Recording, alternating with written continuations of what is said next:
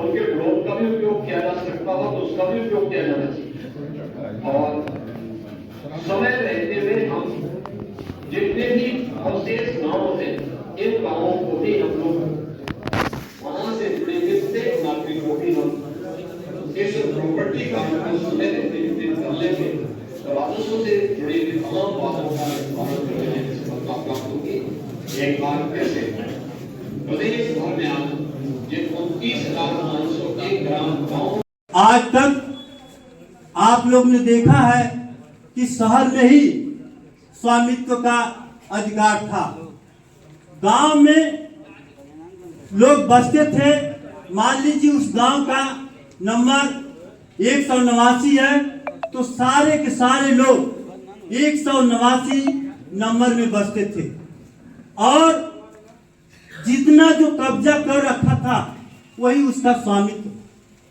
बड़ी खुशी की बात यह है कि आज जो हम मुकदमेबाजी करते हैं, नाली खरंजा का जो मुकदमा होता है उससे हमें छुटकारा मिलने जा रहा है। सोचिए आपका नापदान बढ़ रहा है और आपकी जमीन है, फिर भी उस जमीन की हकदार आप नहीं हैं। भाई पटदारी उस केस में आप फंसे हैं। नापदान का केस 10 साल 20 साल तक चलता है। गांव में जाने के लिए रास्ता नहीं है।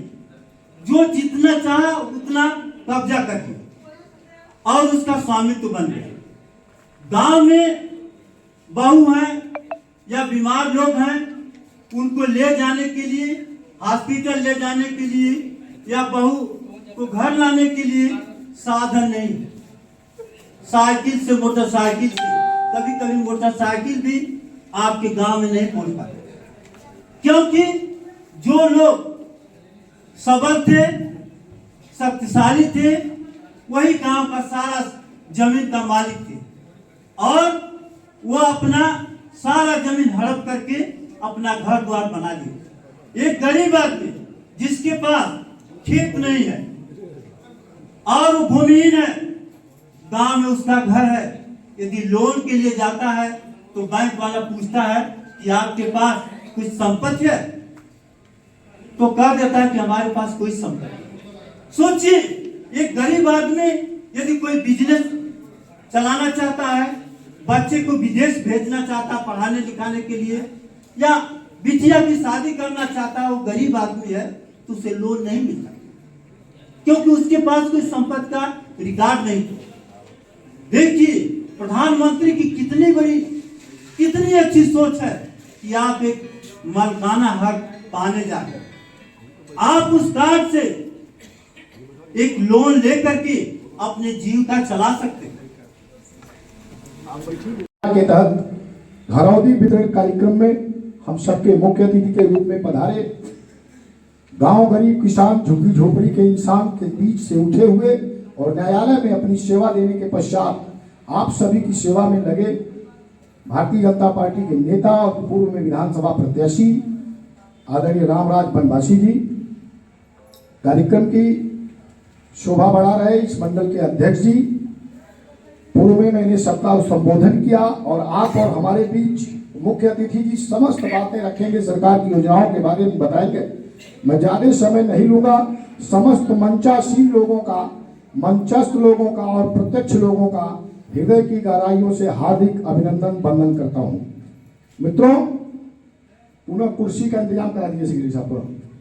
आज जो कार्यक्रम चला है आप सभी जानते हैं, बीच में सारे लोगों ने, सारे जितने बड़े बुजुर्ग बैठे हुए हैं, नौजवान बैठे हुए हैं, किसान बैठे हुए हैं, 14 से पूर्व ही भी आप लोगों ने मतदान किया होगा। अनेक हमारे योग्य और कुशल प्रधानमंत्री आपने बनाए जो आपके मतदान से चुनाव जीत करके देश के तमाम कामों के लिए आगे अपना प्रयास किया और काम किए।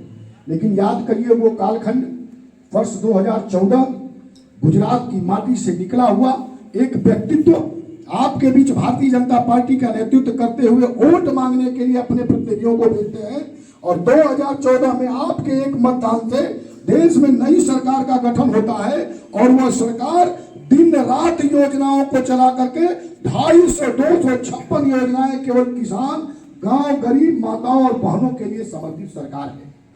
आप जानते हैं बीच में एक कालखंड आया था कोरोना काल, जिसको विपत्ति काल कहा जाता था। विपत्ति काल में जो हमारे गांव के नौजवान, जो हमारे गांव के किसान रेहड़ी लगाने, झुग्गी लगा करके झोपड़ी में या फिर ठेला खोंचा लगा करके पंजाब, हरियाणा और दिल्ली रहते थे, कोरोना काल में जब भाग करके अपने घर आए, अपने बेटे को लेकर, अपनी सयानी बिटिया को लेकर के इस दर्द को समझते हुए कि कोरोना काल में हम अपने घर चलेंगे, घर आए तो कईयों ने देखा कि उनके पुराने बाप दादा के घर ढहे हुए हैं और जो है भी उस पर बगल के लोगों का कब्जा है। अपनी सयानी बेटी का हाथ पकड़ के नौनिहाल दूध हुए बेटे को लेकर के विदेश से भागे हुए लोग जब अपने गांव में आए तो जमीन विवाद में आकर के फंस गए। इस दर्द को अगर समझने का काम किया, इस विवाद को समझने का काम किया तो आपके एक ओर से बने भारत के प्रधानमंत्री श्रीमान नरेंद्र मोदी ने समझने का काम किया।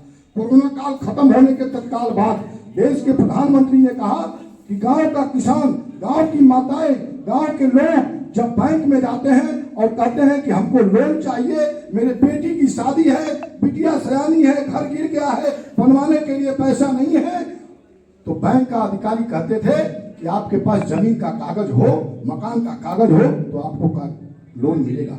इस दर्द को समझते हुए उन्होंने खरौनी योजना चलाई। आपके मकान के ऊपर ड्रोन कैमरा चला और जो मकान आपके बाप दादा का है उसकी खतौनी आपको मिल रही है।